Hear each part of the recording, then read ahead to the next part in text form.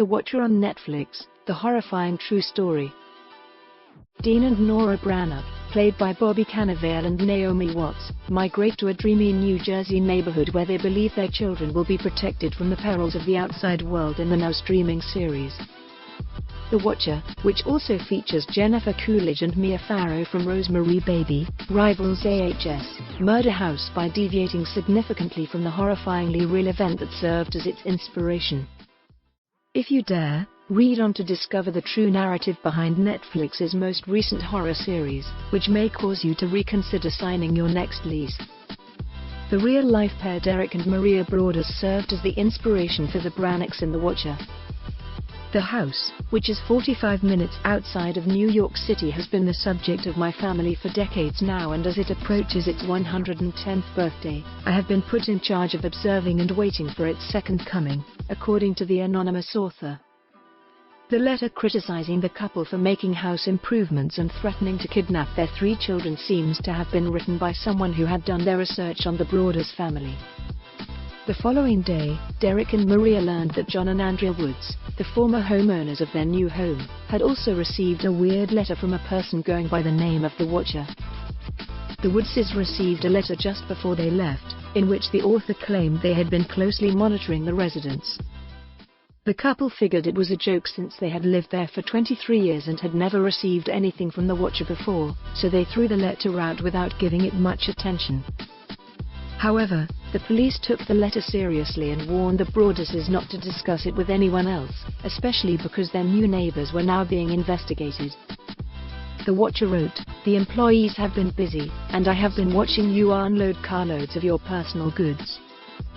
The amount of information that this person knew about them and their family, including the names and birth dates of their children, made Derek and Maria concerned. The family had not yet moved into their new house due to the renovations and the unsettling letter, and the Watcher seems eager to witness this. Or are they reluctant to go down there by themselves?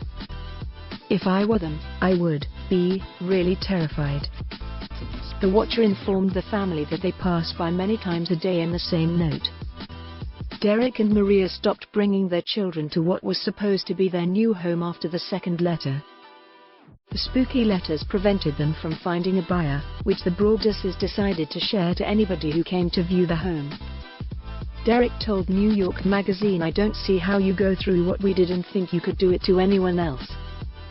The family's real estate attorney proposed that they sell the house to a developer who would demolish it. This move would have required the approval of the Westfield Planning Board, as it would have violated local building codes to divide the lot into 2 dwellings.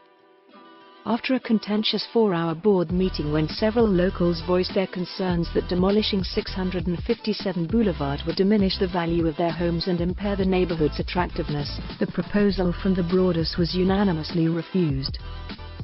The Broaduses were finally able to rent out the house a few months later, but not long after the new residents had moved in, the Watcher wrote another letter.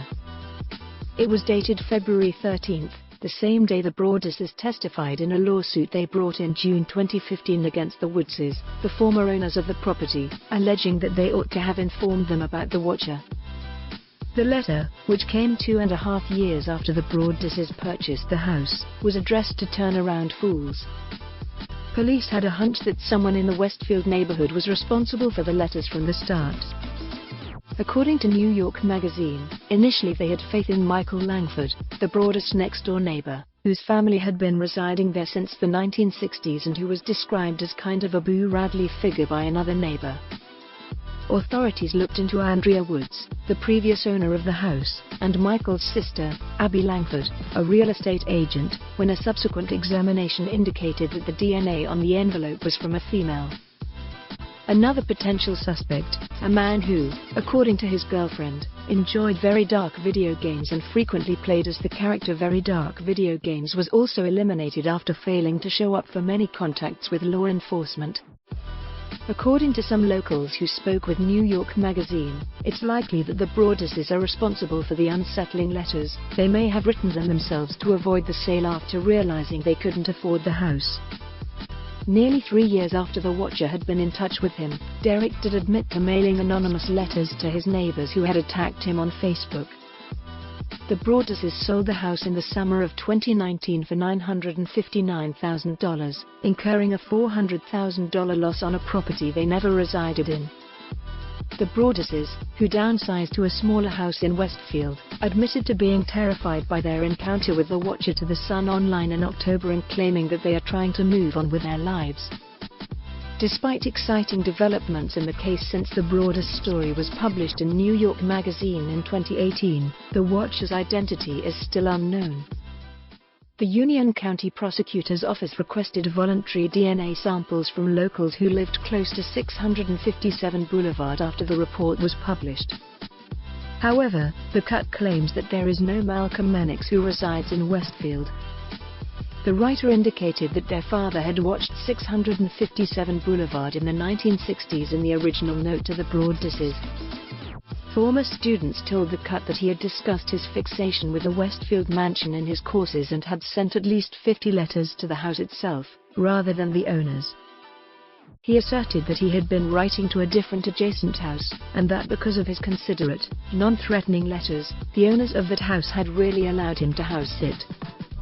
Based on the DNA evidence found on the envelope, authorities think the suspect to be older, female, and someone who lives close to 657 Boulevard. They claim the only way to solve the case is by a confession or a DNA match. If you learned anything from this video, then like this video, and then share this video with your close friends. Please make sure you subscribe to our channel as we will release more great videos in the future.